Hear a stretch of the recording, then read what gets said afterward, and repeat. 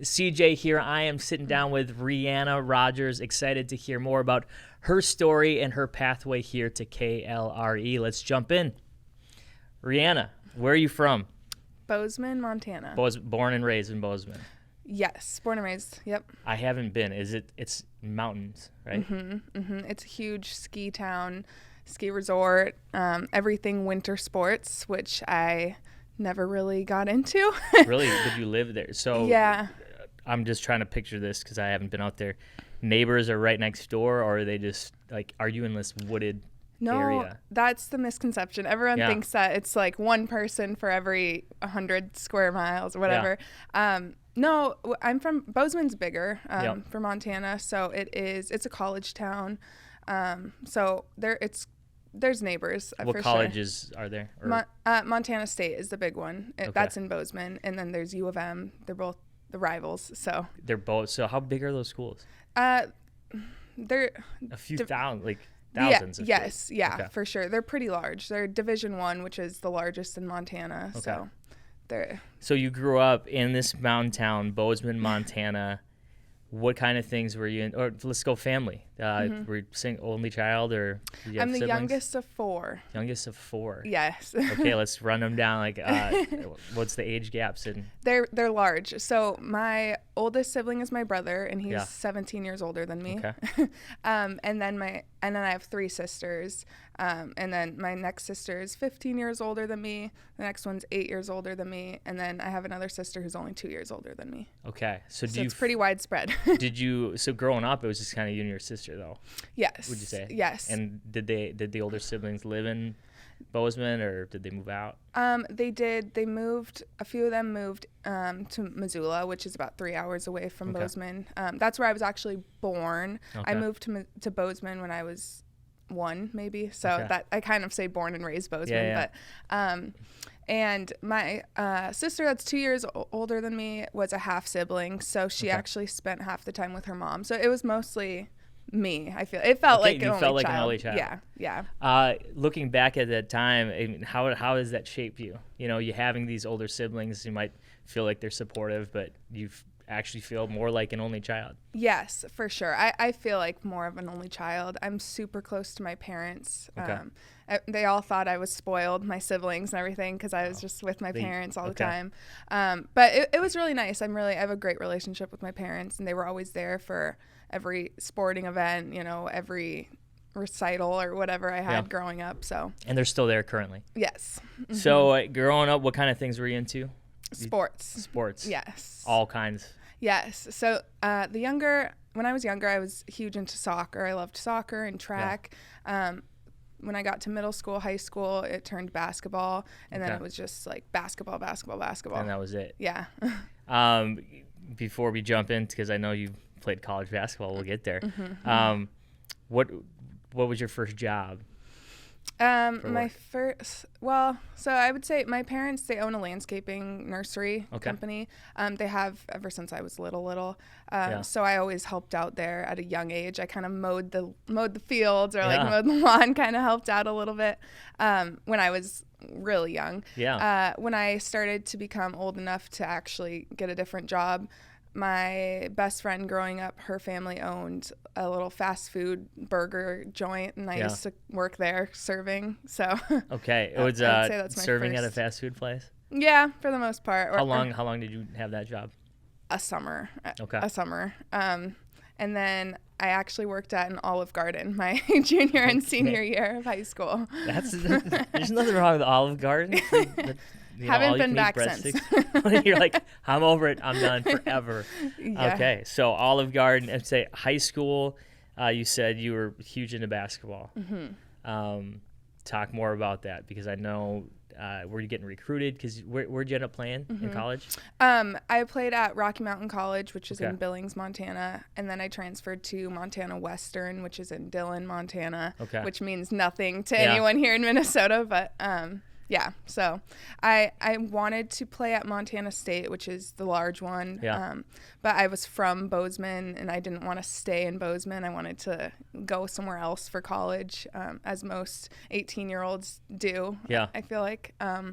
So that's what I did. As a kid, my goal was to be the first woman to play in the NBA. I always put that when, they were like, what do you want to be when you grow up? Yeah. Or a WNBA player. That was always my goal. So shooting big. And so what position did you play?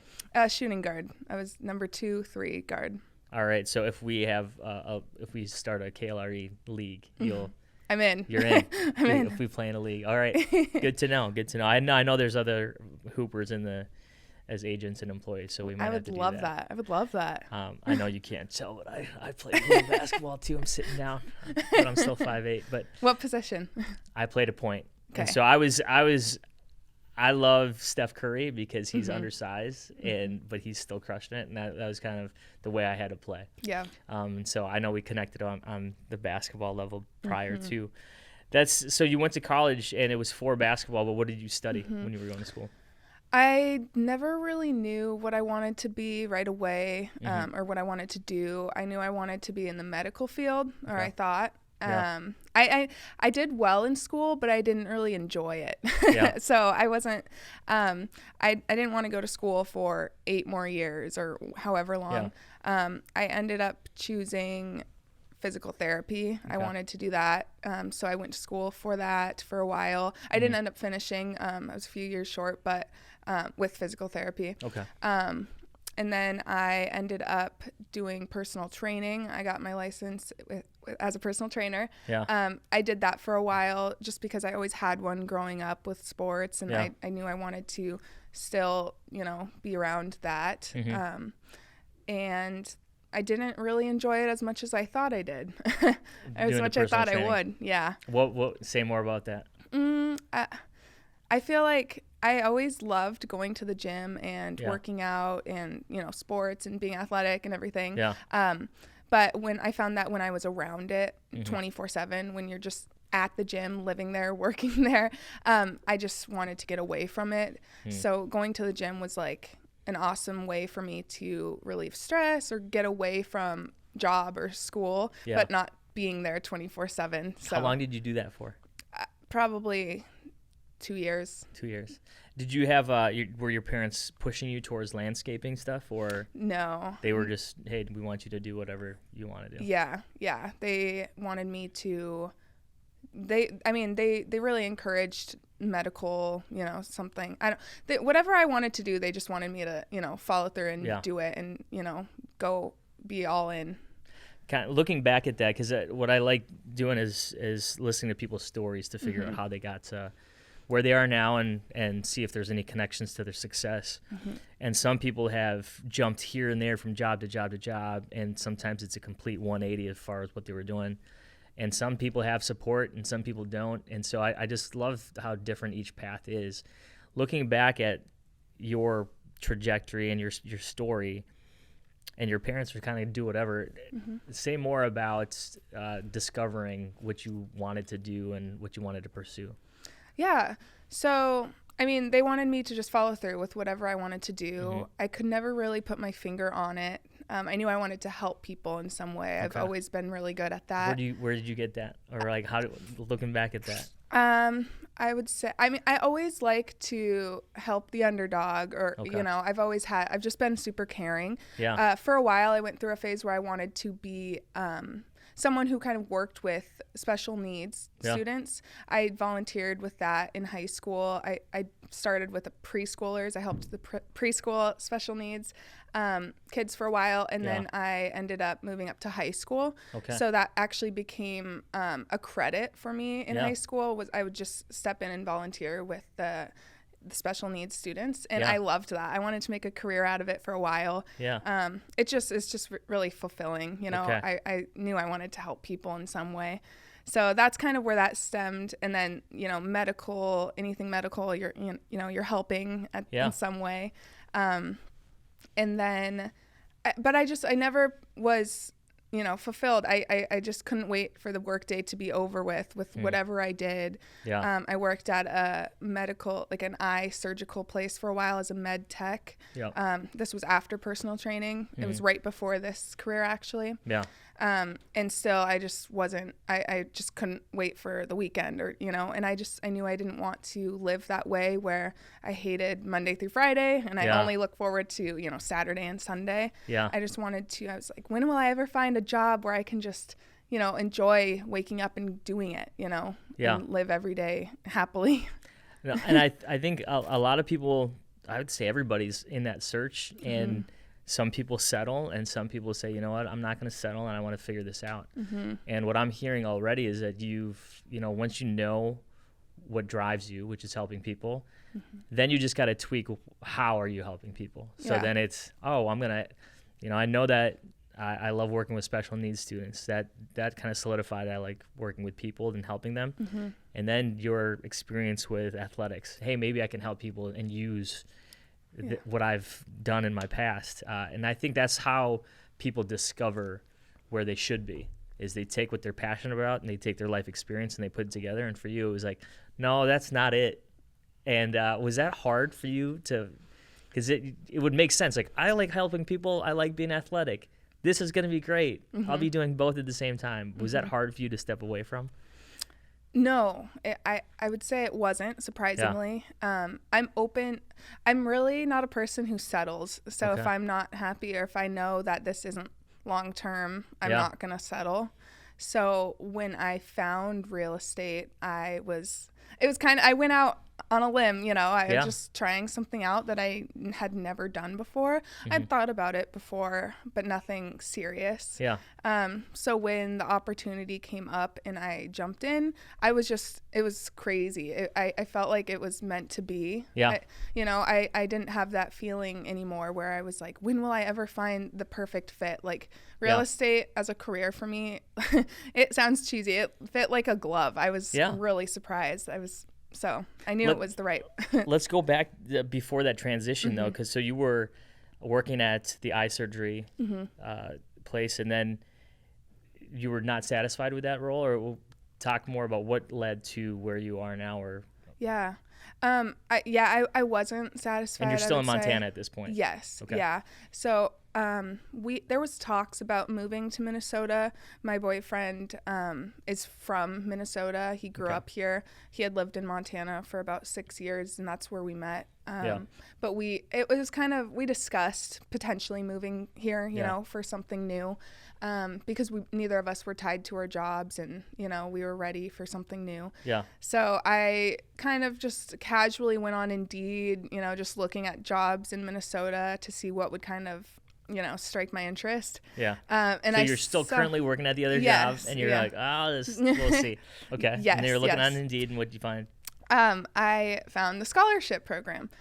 So I was reading more about it, and I just got super intrigued. And when I submitted the video to apply for the scholarship program, I was actually on my lunch break at work in Bozeman at the job, and I was so nervous the whole day. I was really excited.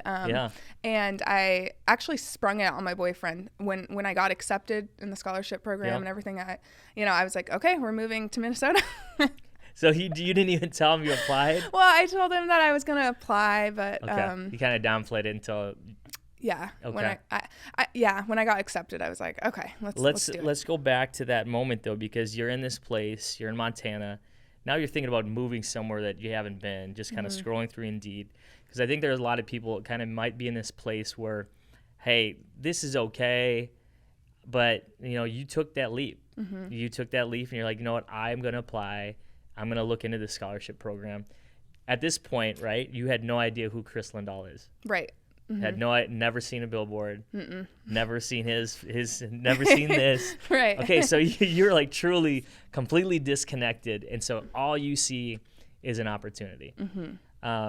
Talk about making that decision just to even apply. Yeah, I mean, I've always been a risk taker for sure. Living life on the edge a little bit. I kind of, before I even saw it, a close family friend of mine, because we were talking actually about jobs, and I just was like, when am I going to find one that I like and that, that I'm passionate about? And she said, "Oh, you should look into real estate. You'd be really good. You know, you're a people person. You love to be around people. I love meeting new people." Yeah. And I kind of I was like, it sounds like a lot of work, you know, like how much does it cost to get licensed, and where do I even go? You know, what do I do? So the seed was planted. It totally was. And it was so crazy because it was about a week before I saw the Indeed scholarship. So it was barely in my brain. I was kind of on the back burner, I would say. And then when I saw figure out how much it's going to cost, and you're like, oh, wait. Yeah. Well, I didn't even know where to get started, really. You know, I was like, what do I do? I feel like all these realtors, you know, have been around for so long. Like, they know what they're doing. How am I going to start? I'm so young, you know. But when I saw it on Indeed, I was just, oh my gosh, this is crazy. Like this, I don't know. It just felt like destiny. I don't know. Yeah. No, and that's, I think people talk themselves out of making decisions, and they have a list of excuses, and I'm grateful that you pushed through them. And I think anybody making that risk or taking that jump is going to ask the same question. So I'm just glad that you shared that, because it's not, oh, I wanted to do this, and there it was. It was more of, okay, taking a risk requires a little bit of doubt. Yeah. Because you don't know the outcome. But you applied, you got it. Talk about that conversation when you sprung it on your boyfriend. Hey, just so you know, I applied, got accepted, we're moving to Minnesota. How'd that go? It went well, actually. Yeah. I mean, yeah, he's kind of with me there, where he's willing to. He just needs a little push, and he'll do it. You know, he's not as risky as I am, I guess. But he was all in. I mean, his family's all here. His best friends from college and high school, he grew up here, so he was all in. How long was that process then, from here it is to now you step foot in Minnesota? How long was that? So I applied in August, I would say, and then this was last August. And then we stepped foot in Minnesota with all of our stuff November 1st. Okay. So, yeah, I mean, the process wasn't super long. I was done with all of my studying for real estate. I took my last test. Actually, in Montana, I took both the state and the national exams to be completely licensed and good to go. And then I started training here at the office November, I think it was like 5th or something. So 4 days after I had moved to Minnesota. Brand new. And so, and you've found some success here, and we'll kind of jump forward to that. But I talk about that, you know, training, new industry, new state. Mm-hmm. I mean, that's a big risk. Mm-hmm. What do you know now that you wish you knew at that point? The big thing I would say, well, it was hard for one, just learning, you know, the state, the layout, the cities. So that was hard, but that's not what most people are going to be going through, I feel like. But the biggest thing for me, I am a risk taker, but sometimes I am still hesitant. Yeah. So I was very nervous to get out there. I didn't know what I was doing. I'm someone who I really like to know what I'm doing, you know. Yeah. So as most, I feel like, but I was very, I would say, hesitant, you know, to taking leads, to getting out there. I was just so nervous that I wasn't ready, you know. I just wanted to prepare, like get settled. I wish that I would have just jumped in, you know, like head first. All in. Yes. And I did in the sense, but not as much, I would say. Okay. My first few months, definitely. Kind of dipping the toes in, you're like, and then you're like, this is not working. For sure. I'm just going to go. Sink or swim, I'm in. Yeah. My first few months were that. They were, you know, dipping a toe in here and there, you know, some awkward encounters where you're still new and you know, you don't know what to do. But then as I would say a few months progressed, it took me longer than I would have liked, but you know, when I did decide to just jump all in, that's when like success started to happen, and you know. So success is tied to connection and connecting with the work that you're doing. So like when you put the effort in, that's connected to the success that you're having. Yeah, absolutely. Talk about, because I know one of the things that we like to create here is this culture of support, and that we don't want new agents like yourself to come in, or any new agent to come in and feel like they got to do it all on their own. Talk about that. Did that help you be able to dive in knowing that you have a bunch of people supporting you? Yeah, absolutely. That was the big thing. There was always people around, to help. That's what was so nice about having all of the support systems around here, and the company being so large. There's all these agents. Originally, what I did was just reach out to a bunch of people on Slack, some friendly looking faces. And I just asked, like, can I shadow you a couple times? Yeah. I didn't shadow as many people as most, or as I could have, but because I just wanted to jump in. But I just reached out to some people, asked if I could shadow, kind of, And what was their response to that? Everyone was so on board and welcoming, and it was just crazy. I was overwhelmed with kindness, Everyone was willing to help always. That's the best thing about this company. You never feel like you're bothering someone as a new agent when you're asking a more seasoned agent for help. And that's the biggest thing, and that's the best thing about this company, I would say. I love hearing that. I feel like a proud parent. I'm like, oh, they're doing what I hoped. Like, yes, yeah. And that's really what I think people overlook in success is the support, the safety net. Yeah. Oftentimes people are so focused on a goal that they forget that, hey, failure actually leads to growth. So the faster you can fail knowing that you have support, actually that's the faster you can grow. I think what I've seen is when people are a little timid to try or take that lead, their growth is stunted, or it's slower than people that say, I'm just going to jump in because I know there's a bunch of people here to support me. And so you started seeing some success. You said, you dove in. Talk about that. What did that look like when you started jumping in and you started seeing success? What did that look like?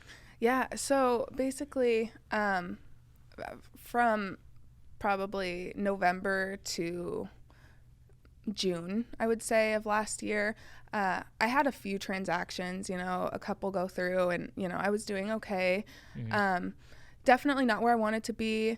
And I have a very competitive nature. So that's what I loved about real estate as well. I loved that the harder you work, the more successful you are. I knew I saw, the top 10 agents every month, and I was just so driven. I'm like, I want to be on there. Like, I have to be on there, So that was my goal for a while. And then and I was kind of sitting around, still nervous, taking a few appointments, and then I finally decided, I would say around June or so, that I'm like, I'm just going to do it. I don't know what got into me, but I think I had a really good week. I had, just a bunch of things go my way with clients, an offer accepted, another offer, a few offers accepted or something. And then my momentum just started gaining. And then I just jumped all in. I got on listings. That was a huge thing when I started getting listings. And the more comfortable you get with the process, or the more comfortable you get, like, meeting new clients and new people, and the better it is. I feel like you have to get past all of the uncomfortable moments and the awkward moments when you're new and you don't know what you're doing necessarily. You got to fake it till you make it. And then the more comfortable you get, the more you take, and then the more confident you go into the appointments, which then shows the clients see that. And then I feel like it's just like the momentum just keeps rolling, and that's basically what happened for me. And looking where you are now, you feel like this is the right place. You're doing the right thing. You said, like, it kind of came together. It feels like a glove. Like, this fits.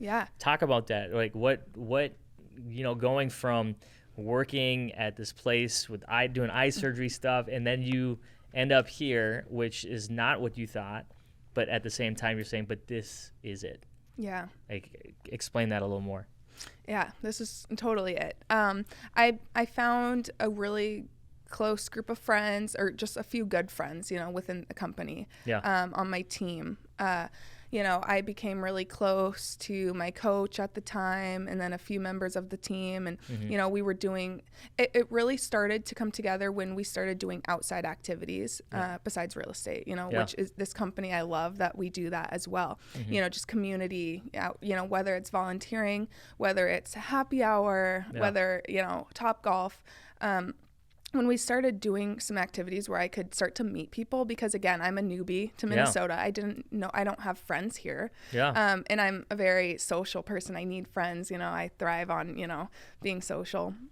So once we started doing social activities outside of just real estate, that's when it really hit me that I was in such a great place. I started to become closer to people. And then a few of the people that I became friends with also were a little more seasoned than I was, or more successful. So then they could kind of help mentor me, or they were kind of my safety net too, that I could go to with real estate as well as just friendship. So when I started being around the team more and more and more, that's when I was just like, this is it. I have my friends. I'm working with people that I really respect, and I just love to be around.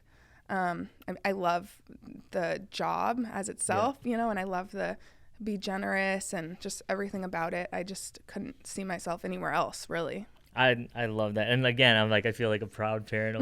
What I know to be true in the context of real estate or anything is that it's easy to quit a task. It's hard to quit a community. And so when we really try to emphasize, hey, get to know each other, get to know your mentors, get to know your coaches, get to know each other. We really want to lean into each other, just knowing that, hey, you're going to stay longer because you're connected to people. You're going to feel supported. You're going to work harder because you have that safety net. So I just love hearing everything that you just said, and it is, whether it's serving together or a happy hour. And so I love that you've engaged in that. And especially it means a lot for someone that's come from a different state that knows nobody here. And so I think the community you're connected to is leading to the success that you're having. I think there's a lot in your journey as far as what you've done, and I hope people are encouraged by, hey, someone took a risk and they're seeing some success here. What would you say, kind of closing thoughts, what would you say to anybody just about Chris Lindahl Real Estate? Why has this been a place for you in this point just to continue to grow? The community, again, it's huge. I mean, you always have someone to answer your questions or to walk you through whatever you're, wondering or whatever you need help with. And it's a great startup company, absolutely. But that's also a misconception that it's just like the startup, just because we have so many new applicants, new realtors always. It's a great place for seasoned realtors, you're always just open arm welcome, quite literally. You're welcomed with open arms, I just feel like everyone is so generous, and you can always, a 10-year agent can always learn something new, I mean, there's always new situations that come up. And I just feel like there's no other place that you have such a group of people that are so generous with their information, with their time, or just to help guide you. I feel like you're always, you're never on your own, and that's like the main part, I would say. And that comes from a foundation and a mindset of abundance. And so when our agents and our employees and our staff, we all know that, hey, we have something to give everybody. When everybody knows that, everybody's just in a posture to be generous with their time, their talents, and their treasures. So grateful for your time. Thank you for just sharing parts of your story. I know that people are going to be listening and hearing something that they can take away from this conversation and grow with it. So thank you. Awesome. Thank you.